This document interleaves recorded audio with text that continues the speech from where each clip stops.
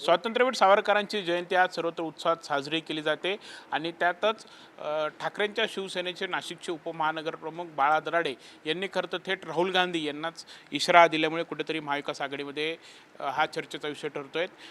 काय नक्की आपलं म्हणणं आहे?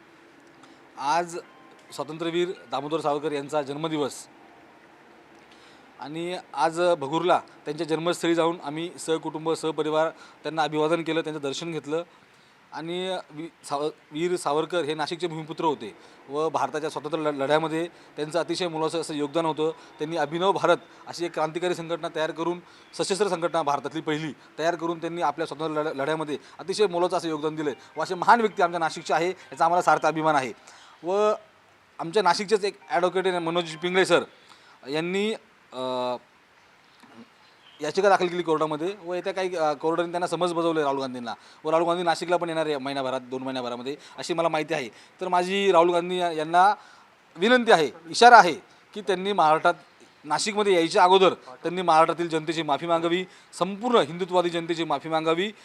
अन्यथा नाशिकमध्ये जर आले तर आम्ही त्यांना काळं फासू, तर काळं फासायला जमलं नाही, त्यांच्यापर्यंत पोहोचता नाही आलं तर आम्ही त्यांच्या ताफ्यावर निदान दगडफेक तरी करू, पण त्यांचा आम्ही निषेध करू। आणि आम्ही ही आमची भूमिका हिंदुत्वादी भूमिका आहे। मी शिवसेना पक्षप्रमुख उद्धव बाळासाहेब ठाकरे पक्षाचा शिवसैनिक म्हणून ही माझी वैयक्तिक भूमिका आहे। बरं, पण राहुल गांधींवर एवढं राग का किंवा काय नक्की की तुम्ही एकदम काळं फासलं एवढं जाणार आहात? अहो, आज त्यांचा जन्मदिवस आहे आणि ते 2 वेळेस त्यांनी राहुल गांधींनी सावरकरांबद्दल अपशब्द वापरले आहे। आणि आज मी भगूरला दर्शन करायला गेलो, त्यांच्या वाड्यात फिरलो वगैरे, असं मन असं भरून आलं व अचानकपणे मला पत्रकार मिळाले व माझी भावना अशी अचानकपणे व्यक्त झाली। माझी भावना असं काय ठरवून बोललो नाही, अचानकपणे भावना व्यक्त झाली, मी बोलून गेलो। आता बोलून गेलो, शिवसैनिक बोलून गेला तर शिवसैनिक माघार घेत नाही। आता मी माझ्या भूमिकेवर ठाम आहे। तुम्ही म्हणताय माघार घेत नाही, पण तुम्ही ठाकरेंच्या शिवसेनेत आहात। एकीकडे आपण बघितलं तर महाविकास आघाडी सर्व निवडणुकासोबत लढते, असं असताना तुमच्या वक्तव्यामुळे कुठेतरी महाविकास आघाडीत फूट पडणार नाही असं वाटत नाही का? महाविकास आघाडी हा विषय वेगळा, आमचा उद्धव बाळासाहेब ठाकरे शिवसेना पक्ष, आमची विचारधारा वेगळी, आम्ही आमच्या हिंदुत्ववादी विचारधारावर ठाम आहोत।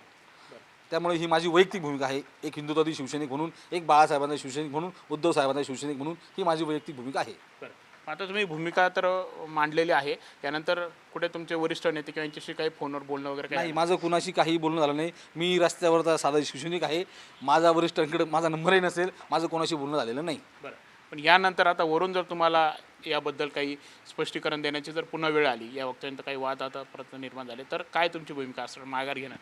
उद्धव साहेबांचा आदेश हा माझ्यासाठी अंतिम आदेश आहे। उद्धव साहेब मला जे सांगतील मी ते करेल, बात खलास। आपण बघत आहोत खरं तर ते जरी म्हणत असले की माझी वैयक्तिक भूमिका आहेत, मात्र एकंदरीतच त्यांच्या या वक्तव्यामुळे त्यांचंही वक्तव्य जे आहे ते चर्चेत ठरत आहेत। आता महाविकास आघाडीमध्ये खरं तर वरिष्ठ नेते आता काय भूमिका मांडतायत हे देखील पाहणं तेवढंच महत्त्वाचं ठरणार आहे। कॅमेरामॅन के पवारसह प्रांजल कुलकर्णी, NDTV मराठी, नाशिक।